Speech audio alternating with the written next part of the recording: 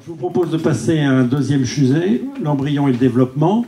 Donc, le membre du comité d'éthique, Pierre Jouannet, membre de l'Académie de médecine, va introduire le sujet. Et Anna Zielinska, qui est cachée là, allez-y. Bon, on va attendre ici, mais l'escalier est là-bas, hein, quand même. Allez-y. Voilà. Vous êtes de l'Université de Lorraine. Vous êtes, j'ai compris, philosophe du droit et des questions de métaéthique. Voilà. Bon, à vous. Bon, le groupe Embryon et Développement est le premier groupe qui a été créé en 2013, il y a 5 ans. Il faut monter un peu le son, s'il vous plaît. Oui, je ne parle pas très fort. Ce groupe a pas mal travaillé, et je ne peux pas résumer en 10 minutes ce qui a été fait. Si vous êtes intéressé, le groupe a publié 3 notes qui sont sur le site de l'INSERM et que vous pouvez consulter. Ce que nous avons choisi aujourd'hui, c'est de faire part de quelques réflexions au moment où en France, on va à nouveau discuter les lois relatives à l'éthique biomédicale et que peut-être à cette occasion, il y a encore des choses à discuter. Bien que ce sujet ait déjà fait l'objet de nombreux avis et de nombreuses lois, puisque vous voyez que depuis sa création, le Comité national d'éthique a publié 6 avis. C'était parmi les premiers avis que le comité a publié dans les années 80. Il s'est beaucoup intéressé à ces questions.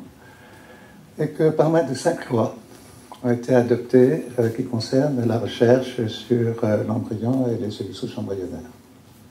Et les lois actuelles sont la loi de 2013, qui a marqué une évolution importante dans la mesure où c'est la première loi où on ne disait plus que la recherche sur les cellules souches embryonnaires et l'embryon était interdite en France.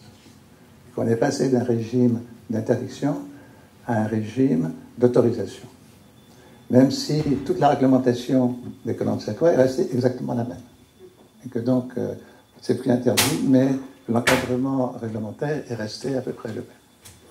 Et puis en 2016, il y a une autre loi qui a introduit une autre notion à laquelle on était assez attaché dans le groupe et au comité d'éthique de l'INSERM, c'est qu'on pouvait aussi faire de la recherche sur l'embryon au bénéfice de l'embryon. C'est-à-dire que l'embryon objet de recherche pouvait lui-même bénéficier de ces recherches. Et ceci avait une conséquence, c'est que contrairement à toutes les autres recherches qui sont faites sur l'embryon et sur les souches embryonnaires, où il n'y a pas de transfert des embryons à la fin de gestation, si la recherche bénéficie à l'embryon, donc on peut à ce moment-là transférer l'embryon dans le but de faire naître une personne, de faire naître un enfant. Donc avec ce nouveau dispositif législatif, on pourrait penser que toutes les conditions sont remplies pour qu'on puisse faire des recherches dans le domaine de manière sereine et avec des conditions éthiques satisfaisantes. Or, il n'en est rien. Comme l'a encore montré l'atelier qui a été organisé par le Comité national d'éthique le mois dernier sur ce sujet, où on se rend compte qu'il y a encore beaucoup de problèmes à régler. Indépendamment des considérations de type idéologique qui peuvent se manifester dès qu'on parle de recherche sur l'embryon, il y a à cela un certain nombre de raisons qui sont liées à la manière dont on conçoit même cette recherche et dont on se la représente. En effet, il n'y a pas une recherche ou un seul type de recherche, mais il y a de nombreuses recherches différentes dont le contexte, les objectifs, les enjeux éthiques sont très différents. On peut distinguer d'une part les recherches qui sont menées sur les cellules souches embryonnaires. Je ne vais pas m'attarder là-dessus, ce sont des recherches qui gardent leur intérêt, mais qui sont différentes des recherches sur l'embryon.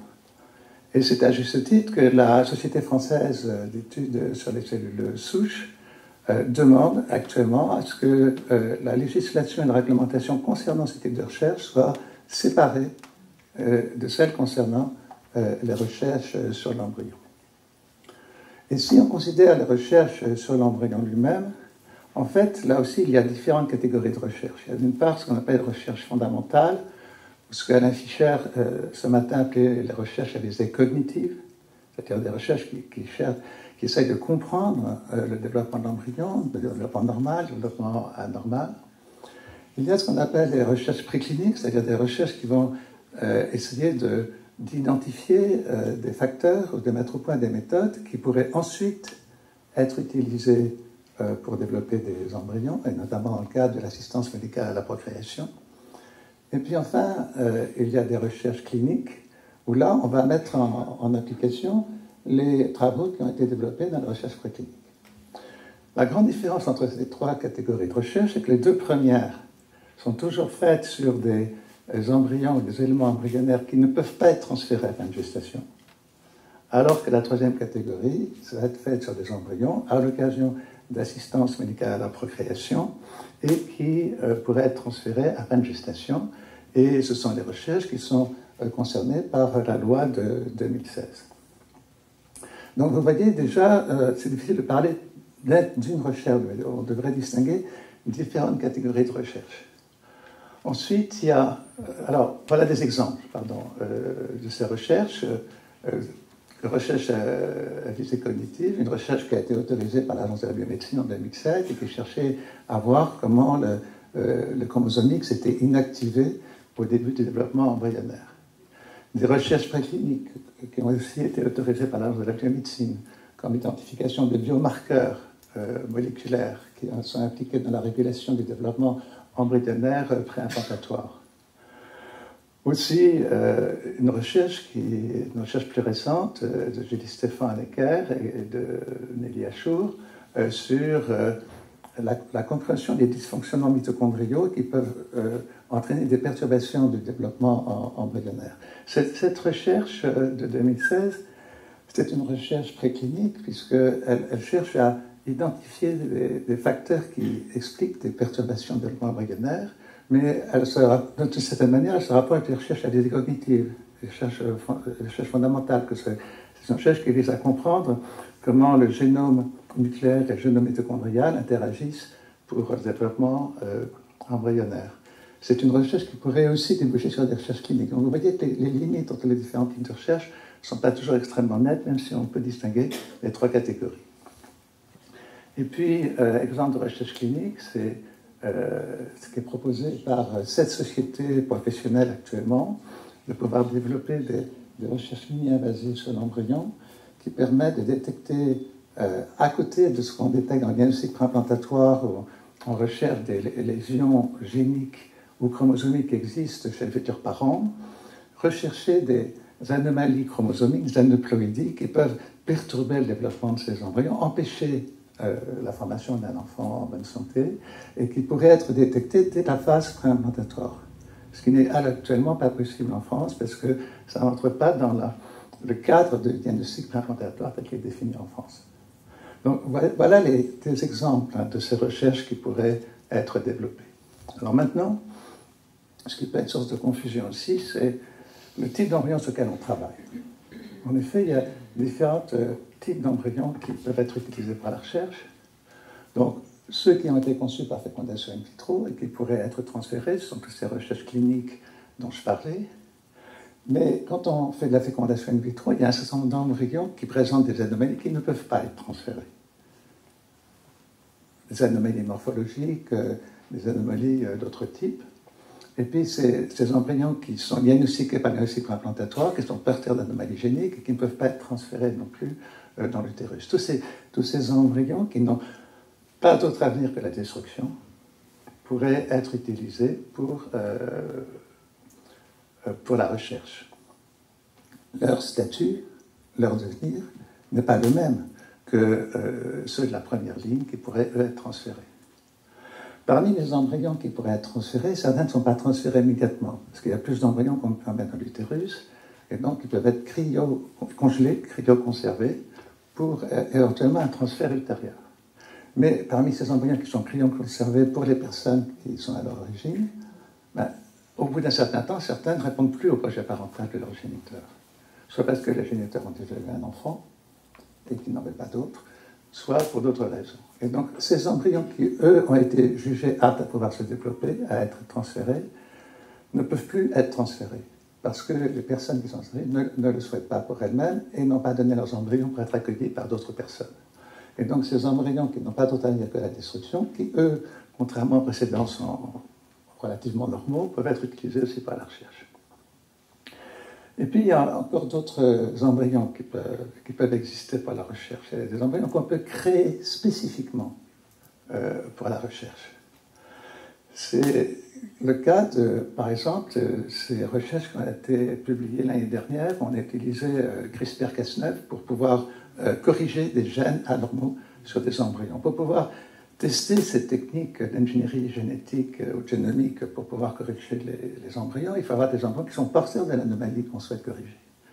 Et ces embryons n'existent pas forcément spontanément. Donc pour pouvoir faire la recherche, les chercheurs ont créé ces embryons en fécondant in vitro ces embryons avec des spermatozoïdes d'hommes porteurs de la mutation qu'on souhaitait corriger. Donc voilà un exemple où il peut être intéressant, il peut être souhaitable pour la recherche de créer des embryons. Et puis il y a une nouvelle catégorie qui apparaît, qui est un peu plus compliquée pour la réflexion, ce qu'on peut appeler les entités embryonnaires ou les pseudo-embryons. Ce sont des embryons qui sont reconstitués à partir d'éléments de différents embryons. Par exemple, prenant les noyaux d'un embryon, un cytoplasme d'un autre, comme ça a été fait dans ce qu'on appelait vous savez, ces embryons à 3 parents avec des donneuses de mitochondries et des femmes qui mettaient leur génome dans ces ovocytes de donneuses. Donc on reconstruit des embryons avec des éléments embryonnaires différents d'origine. Et on peut aussi reconstituer des embryons maintenant avec des cellules pluripotentes, soit d'origine embryonnaire, soit d'origine adulte. Et on va reconstituer des embryons. Ça, ce sont des modèles expérimentaux très intéressants pour des recherches à visée cognitive, pour étudier le développement embryonnaire. On peut même constituer des entités qui sont des chimères, qui sont des éléments qui proviennent de différentes espèces et qu'on met ensemble pour former un pseudo-embryon sur lequel on va mener un protocole de recherche. C'est sur cette dernière catégorie qu'actuellement travaille le groupe Embryon Développement au sein du comité, et je vous en parlerai pas plus, je pense que ça sera pour l'année prochaine. Mais vous voyez, ce qui ressort, c'est qu'on a différentes catégories d'embryons, de différentes origines, posant des questions éthiques différentes, et que donc rassembler tout ça dans un seul corpus législatif et réglementaire, c'est extrêmement compliqué. Bon, tout cela dit, maintenant, qu'est-ce qu'on pourrait souhaiter? On pourrait souhaiter que la législation que nous avons en la matière soit plus cohérente qu'elle ne l'est.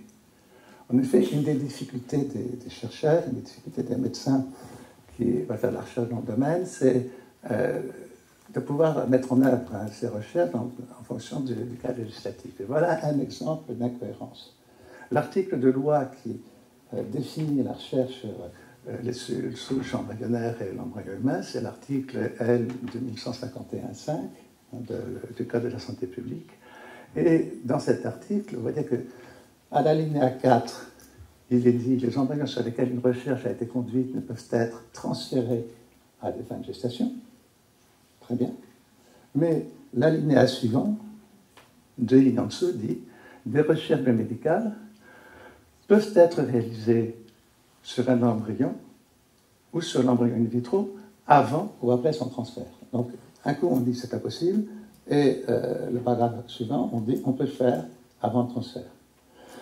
En soulignant aussi que cette disposition législative est assez étrange, dans la mesure où on dit qu'on peut faire des recherches sur l'embryon in vitro après son transfert à des fins de gestation. Après son transfert à des fins de gestation, l'embryon est dans l'utérus, il peut se développer dans l'utérus, il est donc in vivo chez la femme, et on ne comprend pas très bien comment on pourrait mener des recherches sur l'embryon in vitro au sein de l'utérus de la femme. Donc, ce qu'on pourrait souhaiter, c'est que cette loi soit plus cohérente, hein, plus correspondant mieux à la réalité des besoins de la recherche.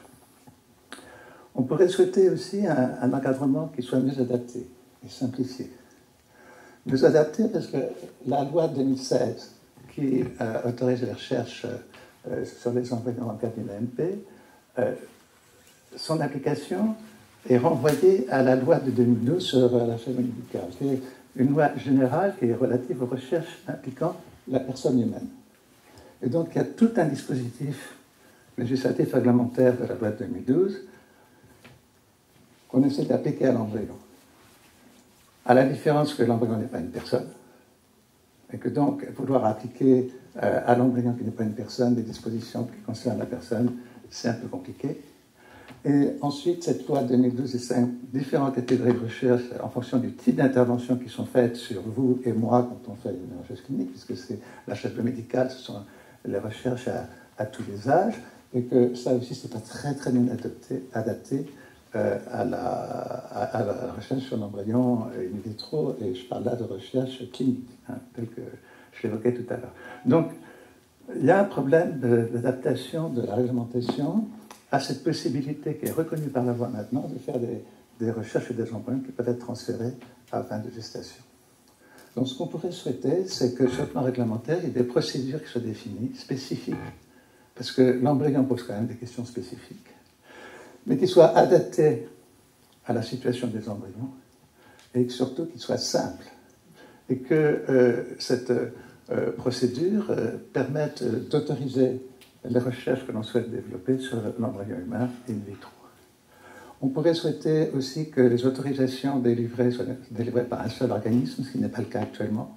Certaines autorisations de recherche sont délivrées par l'Agence de la biomédecine, d'autres par l'Agence du médicament, la NSM, et ça complique énormément la vie des chercheurs et les possibilités de développer des recherches. Et on pourrait souhaiter donc qu'il y ait des autorisations données par un seul organisme qui disposerait de toutes les compétences scientifiques et éthiques pour pouvoir évaluer ces projets de recherche et qui, quand c'est nécessaire, pourrait s'appuyer sur des avis complémentaires de l'Agence des médicaments, du Comité de protection des personnes, quand le type de recherche envisagé l'exigerait.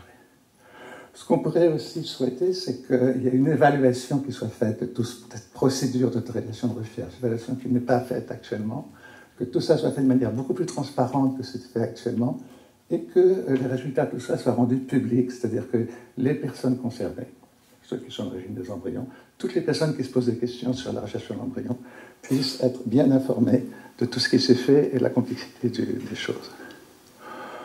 On pourrait souhaiter aussi que la recherche soit mieux organisée. Actuellement, il existe dans tous les centres d'AMP, les centres de fécondation in vitro, il y en a une centaine en France, un peu plus de 20 000 embryons cryoconservés, qui n'ont plus de projet parental et qui ont été donnés pour la science, donnés à la recherche. Plus de 20 000 embryons. Ces embryons sont dispersés dans une centaine de centres et leur devenir est très incertain. Et ce qui est remarquable, c'est que à la précédente révision de la loi de bioéthique en 2011, les parlementaires avaient été tout à fait sensibilisés à cette question. Et ils avaient demandé au gouvernement de présenter un rapport dans un délai d'1 an concernant les conditions de mise en place de centres de ressources biologiques sous la forme d'un système centralisé de collecte, de stockage et de distribution des embryons surtéméraires dont elle était faite dans la science. Donc, les parlementaires avaient bien conscience qu'il y avait là un sujet qui méritait d'être traité par le gouvernement. Depuis 2011, il y a eu 3 présidents de la République successifs, Sarkozy, Hollande, Macron. Aucun des gouvernements n'a traité ce sujet. Ce rapport n'a jamais été fait. Et ça présente un vrai problème dans la manière d'organiser la prise en charge de ces embryons qui sont donnés à la recherche. En fait, ça serait assez simple. Il suffirait de créer des structures dédiées à la conservation et à la distribution des embryons humains qui ont été donnés à la recherche. Ces structures devraient répondre à des exigences éthiques et scientifiques pour une recherche de qualité. Et ce centre pourrait être une interface efficace entre, d'une part, les centres d'AMP où ont été créés ces embryons qui ont été donnés à la recherche, les chercheurs qui souhaitent les utiliser, et les autorités administratives qui doivent contrôler l'ensemble. Et jusqu'à présent, malheureusement, ces structures n'ont jamais même pas été envisagées par les pouvoirs publics successifs. On pourrait aussi repenser les modalités de consentement, parce que selon que l'embryon s'inscrit dans un projet parental, c'est-à-dire qu'il peut être transféré, bon, c'est une situation où s'il n'y a pas de projet parental, c'est autre chose. Quand il n'y a pas de projet parental, on pourrait demander le consentement des deux membres du couple qui, au moment où ils donnent les embryons à la recherche, et aussi leur consentement pour des grandes catégories de recherche. Ce n'est pas possible de leur demander un consentement de recherche précise, parce que ces embryons pourraient être utilisés de manière variable. Donc ils pourraient être consentants pour des recherches à visée cognitive, des recherches précliniques, etc., etc. Donc un certain type de consentement pour ces embryons-là. Quand l'embryon est dans un projet de recherche clinique, avec un transfert potentiel dans l'utérus, pareil, le consentement des deux membres du couple, mais en plus un consentement spécifique à la recherche précise qui est faite avec ces embryons qui pourraient être transférés, et aussi un consentement de la femme chez qui on va transférer cet embryon qui a été l'objet de recherche. Donc, vous voyez, adapter le formulaire de consentement au type de recherche envisagée. On pourrait souhaiter aussi que la législation soit clarifiée. Actuellement, il y a encore des interdits, notamment la conception d'embryons pour la recherche est interdite. La création d'embryons transgéniques ou chimériques est interdite. Et on est là face à une ambiguïté. Comme je vous l'ai dit tout à l'heure, il y a des bons arguments scientifiques qui pourraient justifier la création d'embryons. Et on pourrait souhaiter que ces interdictions soient levées, ou au minimum clarifiées. C'est vrai que le concept de créer des embryons par la recherche, quelquefois, peut perturber ou heurter certaines personnes.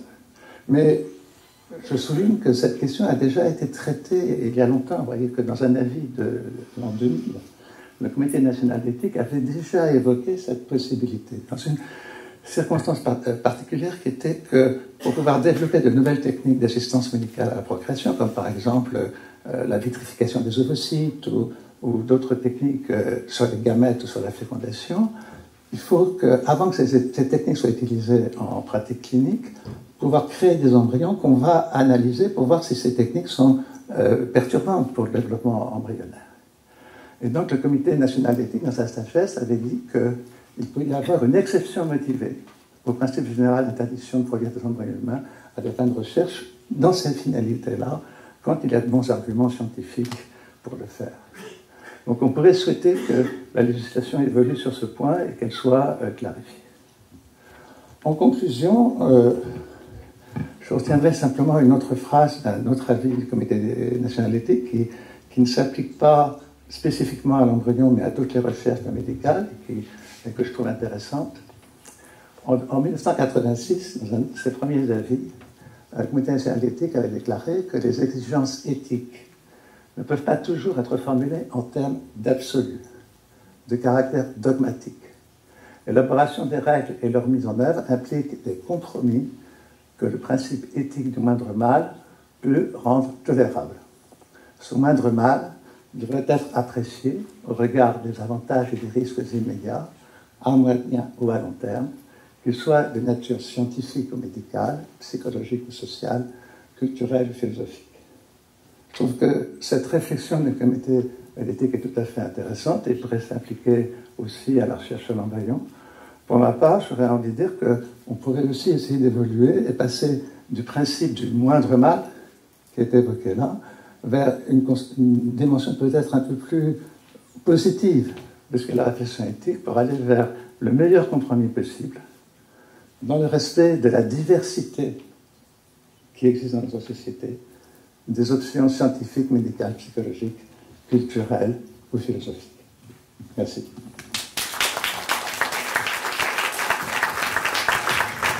Merci beaucoup Pierre. Donc, nous allons donner la parole à Anna Zelinska. Pierre ne vous a pas laissé la tâche facile, hein. Il a pris 25 minutes sur votre demi-heure à deux. Très bien. De toute façon, je vais faire très très rapidement quelques remarques qui vraiment vont nous permettre peut-être de lancer une discussion future.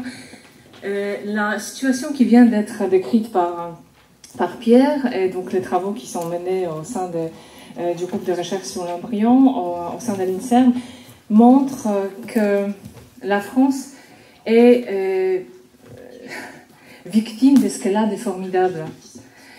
Donc, ce qui a rendu possible, par exemple, le système de santé français, le système de santé publique en France, cette centralisation et cette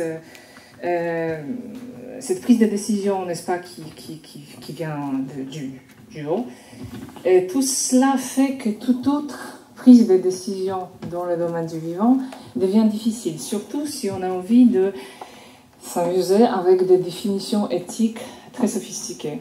La première façon de gérer la question de l'embryon en France, dans la politique, dans le droit français, c'était évidemment la question autour de la législation relative à l'avortement. Et Simone Veil a très joliment contourné la question. Elle s'est dit, je ne vais pas essayer de définir quoi que ce soit en ce qui concerne l'embryon, hein. Je vais essayer de faire autre chose. Je vais essayer de me concentrer sur le projet de la société en général. C'est pas l'embryon qui va être mon sujet, c'est la société que je cherche. La société que Simone Veil fut un temps cherchée, n'est-ce pas, c'est évidemment la société où les femmes ne meurent pas à cause des avortements clandestins. Et en fait, je pense que aujourd'hui, les questions qu'on se pose à l'échelle qui concernent la recherche sur l'embryon devraient se poser en ces termes de nouveau, n'est-ce pas? Donc peut-être, ça vaut le coup de ne pas garder en tête un autre avis que celui que Pierre a cité, un autre avis du CCNE, celui aussi de 86, n'est-ce pas, où l'embryon est définitivement déterminé comme quelque chose qui appartient à l'ordre de l'être et non pas à l'ordre de l'avoir. C'est une définition essentialiste et une définition philosophique qui a ses mérites, évidemment, qui a beaucoup de vertus dans les contextes dans lesquels elle a pu être prononcée. N'empêche que ce n'est peut-être pas la meilleure idée que de chercher une définition essentialiste, éthique, qui soit consensuelle et qui soit une base pour une législation. Et c'est pour cela que j'ai demandé à être présentée en tant que quelqu'un qui est à la fois une philosophe du droit et mathématicienne, parce que précisément, s'occuper des questions bioéthiques, si vous voulez, si la discipline existe, ou d'éthique au sens essentialiste, ça ne nous mène pas à grand-chose dans le domaine qui nous intéresse. Et c'est dans ce sens-là que je rejoins Pierre Joannet de façon tout à fait enthousiaste quand il insiste sur la nécessité de contextualiser chaque prise de décision et chaque législation en fonction du contexte. Puisque je n'ai pas beaucoup de temps, je vais juste contextualiser encore plus le propos qui vient d'être formulé, notamment avec la situation en Angleterre. C'est très très intéressant parce que jusqu'à présent, pendant plusieurs dizaines d'années déjà, on avait l'impression que les Anglais se sont débarrassés du problème de la recherche sur les embryons. Vous savez, ils se sont dit, jusqu'au 14e jour, l'embryon n'a pas de ligne primitive, donc aucune cellule de l'embryon ne signale qu'elle va devenir ensuite le cerveau, donc l'âme de la personne à venir. Donc tant que les cellules de l'embryon ne sont pas différenciées, on peut faire la recherche. À partir du 14e jour, plus ou moins, la différenciation arrive et donc on peut se dire que la recherche ne va plus être possible à partir de ce moment-là. Comme vous savez, il y a 2 ans, 2 études ont été publiées, notamment dans Nature, qui montrent qu'on peut effectivement faire vivre, d'une part faire vivre l'embryon au-delà des 9-10 jours qui étaient possibles jusqu'à présent, mais en plus on peut le faire vivre en un sens sans laisser se former cette ligne primitive. Donc cette frontière naturelle qui s'est imposée à l'époque, en Angleterre, cette frontière naturelle s'est effondrée. Donc les gens ont commencé à se poser la question. Zut, donc il va falloir maintenant tout redéfinir, n'est-ce pas? Redéfinir l'essence de l'embryon. En fait, pas du tout. Les chercheurs, les éthiciens et les chercheurs en sciences biomédicales rappellent, ce n'est pas... en 1984, avec Comité Warnock, en Angleterre, on n'a pas défini l'essence de quoi que ce soit. On s'est dit juste que cette frontière de 14 jours était une frontière commode pour trouver justement un compromis acceptable. Et Ces rappels est nécessaire pour repenser aujourd'hui une peut-être nouvelle façon de penser la recherche sur les embryons en Angleterre. Donc peut-être ça vaudrait le coup aussi d'avoir cette approche en France. Il est inutile de dire, et là je vais m'arrêter là parce que je vois votre regard insistant, donc il n'est pas inutile de rappeler que la manière dont nous traitons les embryons, la manière dont nous voyons cette sphère est essentiellement culturelle, n'est-ce pas? Il y a un pays que vous connaissez, certains d'entre vous connaissent très bien, qui est Israël, où la recherche sur les embryons et les diagnostics, d'une part le dépistage pré-conceptionnel et le diagnostic pré-implantatoire et prénatal, toutes ces choses se font de façon tout à fait libre et de façon qui est sponsorisé par l'État. Vous allez me dire, oui, mais ça, c'est l'horreur, c'est justement le monde de Gattaca, n'est-ce pas? Et certains Israéliens en souffrent. Oui, mais pourquoi ils en souffrent? Est-ce que c'est parce que quelque chose d'essentiel a été brisé? Non. Les Israéliens en souffrent, et ça, c'est effectivement la recherche que j'ai menée là, pendant 2 années qui précèdent. S'il y a quelque chose qui ne va pas en Israël, c'est justement cette chose qui va en France, à savoir les systèmes de santé publique centralisés. Le système israélien est à la fois centralisé, certes, mais aussi il implique la responsabilité médicale individuelle. En France, cette responsabilité pénale médicale individuelle est assez limitée. Donc, si on arrive en France à préserver un système de santé publique fort, où le médecin aura la possibilité de prendre la décision sans avoir peur d'un procès, n'est-ce pas, qui va lui être tenté, ce système de santé peut, je pense, s'accommoder avec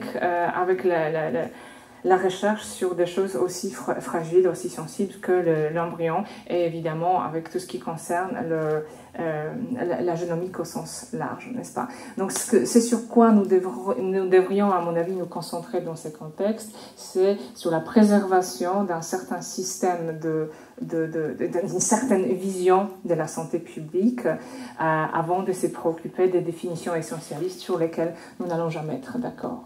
Merci beaucoup.